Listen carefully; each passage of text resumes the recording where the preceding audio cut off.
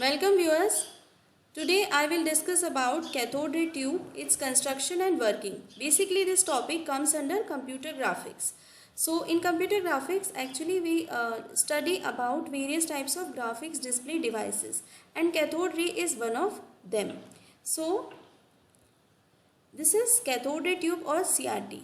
Basically this type of screen was used in long ago in television sets and also in computer screens, also computer monitors. So this is a basic design of CRT. It consists of connector pins from where it gets the electricity supply. This is a base and this is the electron gun. Electron gun is basically the cathode from where the electrons are emitted when it gets heated. So the basic operation is, first of all, a beam of electron is emitted by the electron gun. Then actually this electron gun, we need the purpose of electron gun is to produce electron beam. And what is the property of this electron beam? We require that this electron beam must be accurately focused. It must be of high velocity so that it can strike very well to the screen, and the next thing is the intensity can be controlled, because we need various types of colors in the CRT, so we require that intensity should be controlled. So the electron gun consists of a cathode which is heated by the electric filament to generate electrons. So cathode generates electrons or emit electrons when it gets heated by the electric filament.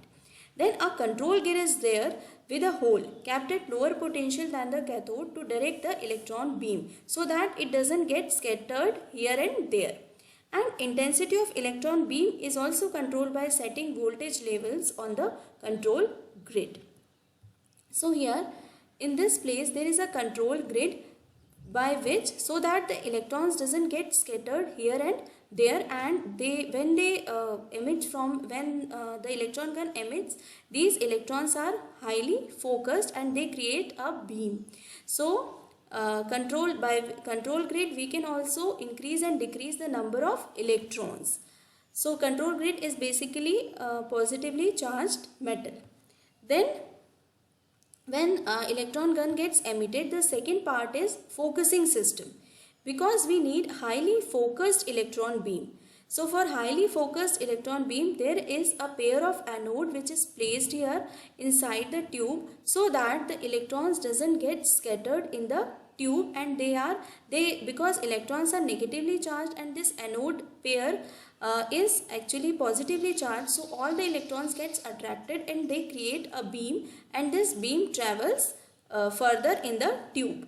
This next thing is the deflection system. So for focusing system we need electrostatic focusing is generally used, and electron beam passes through positively charged metal cylinder or anode that focuses it at the center of screen. And also this focusing system has dual purpose. It also acts as accelerating system. It is generally combined with the focusing structure, and to accelerate electron beam we just provide the high positively charged metal cylinder. So necessary velocity to accelerate the electron beam to necessary velocity, very high positively charged metal cylinder are used to accelerate the electron beam, to change the speed of the electron beam. The next thing is the deflection system. It is basically used for addressing. For this we use two pair of coils, one to control the horizontal deflection and one is used to control the vertical deflection. Magnetic field is produced by each pair of coils. So as you can see, these are two pairs of deflection plates, horizontal deflection plates and vertical deflection plates.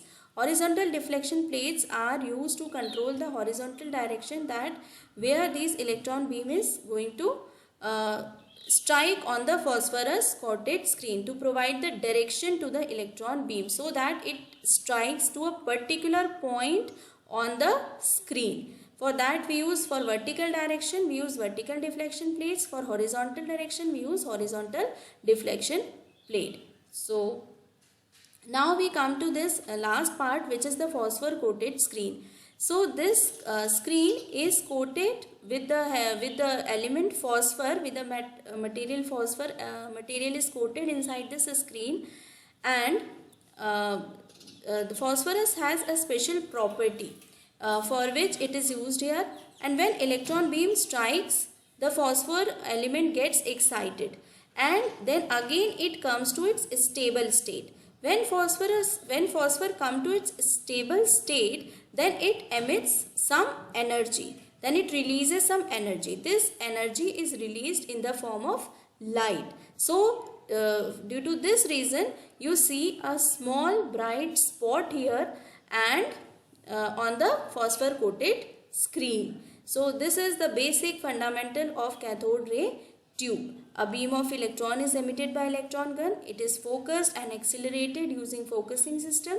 Then there is horizontal and vertical deflection system, by which we direct the electron beam to a particular point or a specific position on the screen.